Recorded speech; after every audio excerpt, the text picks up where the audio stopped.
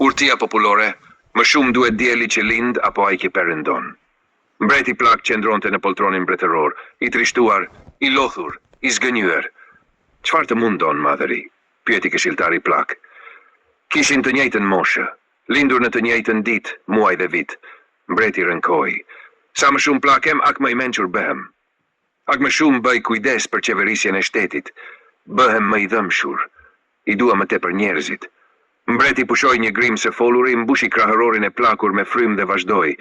Për fat të keq të gjithë në pallatin tim mbretëror, shërbëtor, ushtar, oficer, obortar, madje edhe zonja ime mbretëreshe, syti i mbajnë nga i mbir, princi. Atë nderojnë e respektojnë më shumë, ja dëgjojnë lafin më shumë, i kërkojnë ndere e lëmosha. Këshilltari Plak ju afrua pranë. Madhëri, a është një lloj dielli i mëngjesit me diellin e perëndimit? Zoti një diell ka krijuar, miku im, si ai që lind dhe ai që perëndon. Madhëri, kur dielli lind e shohim me gëzim dhe shpresë, kur perëndon e shohim me dhimbje dhe trishtim. Ka një hendek të madh mes gëzimit dhe trishtimit. Njerëzit duan më shumë diellin që lind sesa atë që perëndon. Dielli i mëngjesit është e ardhmja, dielli i perëndimit është e shkuara. Analiza dhe komentet e tregjimit letrar artistik të shkrimtarit Mina Qiriqi, përgatitur nga studiuesi Kol Marku në bashkëpunim me inteligjencën artificiale. Analizë dhe koment letrar i tekstit Urtia popullore, më shumë duhet dielli që lind apo ai që perëndon, nga Mina Qiriqi. Ky tekst i shkurtër, por i thellë në kuptim dhe domethënie, përfaqëson një formë tregjimit filozofik që ndërthur urtin popullore me reflektimin mbi kohën, pushtetin dhe vlerat njerëzore. Ai ndërtohet mbi dialogun mes mbretit Plak dhe këshilltarit të tij, duke i dhënë zë dilemës së përjetshme. Çfarë vlen më shumë në jetë? Rinia apo pleqëria, fillimi apo fundi, ardhmëria apo e kaluara? Struktura dhe stili letrar. Teksti ka një ndërtim dramatik dhe emocional që me përshkrimin e një mbreti të trishtuar e të zgënjur, një figurë simbolike që përfaqëson njeriun e mençur në fund të udhës, por të harruar e të anashkaluar nga të tjerët. Përdorimi i përsëritjes, i trishtuar, i lodhur, i zgënjur, krijon një ritëm emocional dhe e thekson gjendjen shpirtërore të personazhit. Dialogu është mjeti kryesor përmes të cilit zhvillohet rrëfimi dhe del në pah filozofia e jetës që autori synon të përcjellë.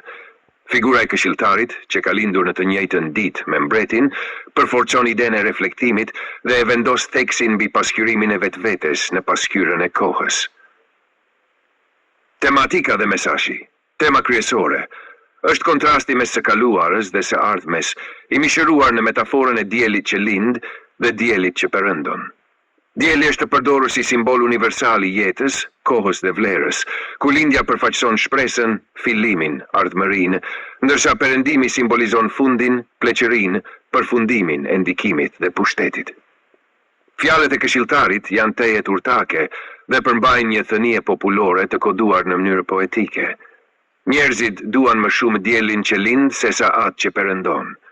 Kjo është një kritikë e heshtur ndaj shoqërisë, që shpesh vlerëson më shumë rinin dhe energjinë e saj sesa urtësinë e moshës së tretë. Princit që përfaqëson të ardhmen i jepet vëmendja dhe dashuria, ndërsa mbreti, përfaqësuesi i përvojës dhe stabilitetit, vihet në hije. Simbolet dhe figurat letrare, dielli i mëngjesit dhe i perëndimit, metafora e fuqishme që bart kuptime të shumëfishta filozofike dhe shoqërore. Mbreti Plak, simboli i urtësisë, përvojës dhe autoritetit të kalbur nga koha. Princi, figura e së ardhmes, e ndritur nga shpresa dhe projektime. Këshilltari, zëri i ndërmjetëm, urtaku që ndihmon në interpretimin e realitetit përmes filozofisë popullore. Vlera didaktike dhe filozofike. Ky tekst shërben si një mësim moral, duke i kujtuar leksuesit se jeta ka fazat e saj, por çdo fazë ka vlerë dhe dinjitet. Autori vë theksin se duhet të mësojmë të respektojmë edhe diellin që perëndon, sepse përvoja dhe mençuria janë vlera që nuk duhet të anashkalohen. Përfundim.